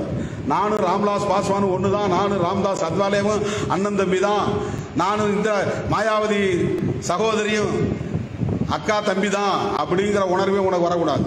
காலப்போக்கில் அதெல்லாம் தடுத்து மறுத்து அதெல்லாம் துண்டிக்கப்பட்டு தமிழ்நாட்டுக்குள்ள ஒரு மூளைக்குள்ள ஒரு பகுதிக்குள்ள குறுகி சிறுத்து போய் நிற்போம். இன்னைக்கு வேணா பெருமையா இருக்கும் பேசிக்கிறது. 50 வருஷத்துக்கு பின்னால அது சிறுத்து போகும். அந்த உறவே சிறுத்து போகும். மாயாவதி என் சகோதரின்னு சொல்ல முடியாது, அத்வாலேவை அண்ணன் போய் கை கொடுக்க முடியாது. இது ஆர்எஸ்எஸ் உடைய சதி. நீ ஷெட்யூல் காஸ்ட் சொல்றதுனால, உனக்கு அந்த பற்று மேலோங்குவதனால வர்ணாசிரம தர்மத்தின் மீது உனக்கு எதிர்ப்பு வருது. வர்ணாசிரம தர்மத்தை நீ இருக்கிற நிலையை மறுக்க வேண்டுமானால் சாதி பெருமை பேசணும். சாதி பெருமை பேசினா நீ அவன் விரும்புகிற கோயிலை கட்டுவ, அவன் விரும்புகிற பண்டிகை நடத்துவ, அவன் விநாயகர் சதுர்த்தி கொண்டாந்து பணம் கொடுப்பான், விநாயகர் சிலையை கொடுப்பான், உனக்கு கொண்டாட்டத்துக்கு எல்லா வகையும் ஏற்பாடும் பண்ணுவான், உனக்கு பொறி அள்ளி கொடுப்பான், இன்னும் என்ன வேணுமோ கொடுப்பான், கோலாகலமாக கொண்டாடுன்னு சொல்லுவான். நீ கொண்டாடிக்கிட்டு அவனுக்குள்ள மடங்கி முடங்கி கிடக்க வேண்டும். அப்ப வர்ணாசிரம தர்ம எதிர்ப்பு போயிடும், சனாதன தர்ம எதிர்ப்பு போயிடும், சாதி ஒழிப்பு சிந்தனை போயிடும், சமூக நீதி கோட்பாடு போயிடும். அதுல இருந்து வந்ததுதான் எங்களை எஸ்சி பட்டியலிருந்து வெளியேற்றுங்கிறதும். எல்லாருமே வெளியேற வேண்டியது, அதுல எந்த சந்தேகமும் இல்லை. ஆனால் எம்பவர்மெண்ட் என்பது முக்கியமானது. கல்வி, பொருளாதாரம், அதிகாரம், இதெல்லாம் வேணும். இதெல்லாம் வேணும்னா சமூக நீதி வேணும். சமூக நீதி வேணும்னா அரசமைப்பு சட்டம் வேணும். அரசமைப்பு சட்டம் இருந்தால்தான் சுதந்திரம், சமத்துவம், சகோதரத்துவம் இங்கே உயிர்ப்போடு இருக்கும். இது இருந்தால் அவன் நினைக்கிற பழைய சமுதாயம் அழிந்து போகும். அம்பேத்கர் கனவு காணுகிற புதிய இந்தியா உருவாகும். சாதியற்ற இந்தியா, சகோதரத்துவ இந்தியா, சமத்துவ இந்தியா, பாகுபாடற்ற இந்தியா, பெண்ணுரிமை பெற்ற இந்தியா, அதிகாரம் பரவலாக்க பெற்ற இந்தியா. இதுதான் அம்பேத்கர் கண்ட கனவு. அவருடைய கனவு இந்தியா இதுதான். இதெல்லாம் வந்தால் இன்றைக்கு உச்ச நீதிமன்றத்தில் இருக்கிற எல்லா நீதிபதியும் பார்ப்பனர்களாக இருக்கிறார்களே, அது மாறும், தலைகீழாக மாறிடும். அதான் நான் 90 எழுதின முழக்கம். தலை நிமிர சேரி திரளும், தலை கீழாய் நாடு புரளும். நாடு புரண்டோம், தலைகீழா புரண்டோம். நீ உச்ச நீதிமன்றத்தில் உட்கார்ந்துட்டு வாழாட்டாத, கீழே இறங்க வேண்டிய நிலை வரும். நான் மேலே உட்கார வேண்டிய நிலை உருவாகும். இந்த தலைகீழ் மாற்றத்தை தரக்கூடிய வல்லமை எதற்கு இருக்கிறது என்றால் அரசமைப்பு சட்டத்திற்கு இருக்கிறது. அந்த அரசமைப்பு சட்டத்தின் மிக முக்கியமான உயிர் மூச்சு கோட்பாடுகளும் ஒன்று மதச்சார்பின்மை. அதுதான் இப்ப நாம ஏன் இந்த பேரணி நடத்துறோம்னா, முஸ்லீம்களை தயவு பண்றதுக்காகவோ முஸ்லீம் ஓட்டுகளை வாங்குறதுக்காகவோ கிடையாது. முஸ்லீம்களை பாதுகாக்க வேண்டும் என்பது நம்முடைய நிலைப்பாடுகள் ஒன்று, நம்முடைய செயல் திட்டங்களில் ஒன்று. அதை விட அவன் முஸ்லீமை ஒரு ஸ்ட்ராட்டஜியா தான் பயன்படுத்துறான், ஒரு உத்தியா பயன்படுத்துறான். முஸ்லீமுக்கு எதிராக வெறுப்பை உருவாக்கினா இந்துக்கள்லாம் பெரும்பான்மையா ஒன்று சேர்ந்துருவாங்க. அன்னைக்கு காந்தி வெள்ளைக்காரனுக்கு எதிராக இந்தியர்களை ஒன்று சேர்த்தார். இன்னைக்கு வெள்ளைக்காரனை சொல்ல முடியாது. இப்ப யாருக்கு எதிராக ஒரு ஆளை எதிர்த்து காட்டினாதான் இவன் சேருவான். முஸ்லீம்லாம் நம்ம எதிரிப்பான். அவன் பாரு, ராமர் பிறந்த இடத்துல மசூதியை கட்டிட்டான். அந்த மாதிரி எங்கெங்க மசூதி இருக்க எல்லாம் போய் தேடு. அதுக்கு முன்னால் அங்கே ஏதாவது கோயில் இருந்துச்சா பாரு. அப்படி இருந்திருந்தா இந்து கோயில் இருந்துச்சுனாக்கா அந்த மசூதி இடிச்சிரு. இதான் அவன் சொல்றான். வெறுப்பு அரசியலை விதைக்கிறான். அரசமைப்பு சட்டத்தை நீர்த்து போக செய்கிறான். அம்பேத்கருக்கு ஜெயந்தி கொண்டாடி கொண்டே அரசமைப்பு சட்டத்தை நீர்த்து போக செய்கிற சதி வேலைகளில் RSS உள்ளிட்ட சங் பரிவார் கும்பல் தொடர்ந்து ஈடுபட்டு வருகிறது. ஆகவே அந்த மதச்சார்பின்மையை காப்பாற்ற வேண்டிய பொறுப்பு யாருக்கு இருக்கிறதோ இல்லையோ, அம்பேத்கரின் பிள்ளைகளுக்கு இருக்கிறது என்று காட்ட வேண்டிய தேவை. மதச்சார்பின்மையை காப்பாற்றுவதற்காகத்தான் போராட்டம். வக்ஃப் திருத்த சட்டம் தப்பு, குடியுரிமை திருத்த சட்டம் தவறு, முத்தலாக் சட்டம் தவறு, ஜம்மு காஷ்மீரை உடைத்தது தவறு, அரசமைப்பு சட்டத்தின் உறுப்பு எண் 370 நீக்கியது தவறு, பாபர் மசூதியை இடித்தது தவறு, அந்த இடத்திலேயே ராமர் கோயிலை கட்டும்படி தீர்ப்பு எழுதியது தவறு. ஆனால் எல்லாம் எதற்காக என்றால், கான்ஸ்டிடியூஷன் என்கிற அரசமைப்பு சட்டத்தை செயலிழக்க செய்வதற்காகத்தான். யார் எழுதிய சட்டம்? புரட்சியாளர் அம்பேத்கர் எழுதிய சட்டம். அந்த சட்டம் பறிபோனால் என்ன ஆகும்? அந்த சட்டம் வலுவிழந்தால் என்ன ஆகும்? அந்த சட்டம் நீர்த்து போனால் என்ன ஆகும்? அந்த சட்டம் செயலிழந்து போனால் என்ன ஆகும்? அந்த கவலையில் இருந்து அறிவிக்கப்பட்டதுதான் தோழர்களே மே 31ஆம் தேதி திருச்சிராப்பள்ளியிலே மதச்சார்பின்மை காப்போம் பேரணி. அதற்கு ஒவ்வொரு ஒன்றிய வாரியாக வண்டிகள் வர வேண்டும். என்ன செய்வீங்களோ ஏது செய்வீங்களோ எனக்கு தெரியாது. வெல்லும் ஜனநாயகம் மாநாட்டை விடவும், தேசம் காப்போம் பேரணியை விடவும் மாபெரும் வெற்றி பேரணியை நாம் நடத்த வேண்டும். அது தமிழகத்தில் மட்டுமல்ல, இந்திய அளவில் கவனத்தை ஈர்ப்பதாக அமைய வேண்டும். எல்லா மண்டலங்களைப் போல மேற்கு மண்டலமும் வலுவாக இருக்கிறது என்று காட்டக்கூடிய வகையில் ஆயிரக்கணக்கான வண்டிகளில் உங்கள் பெயர் பதாகைகளோடு வந்து சேர வேண்டும் என்று வேண்டுகோள் விடுத்து, குறுகிய கால இடைவெளியில் இந்த ஏற்பாட்டை செய்த ஒருங்கிணைப்பாளர்கள், ஒத்துழைப்பு நல்கிய மாவட்ட பொறுப்பாளர்கள், மண்டல பொறுப்பாளர்கள் அனைவருக்கும் என்னுடைய பாராட்டுகளையும் நன்றியையும் தெரிவித்து விடைபெறுகிறேன். நன்றி, வணக்கம்.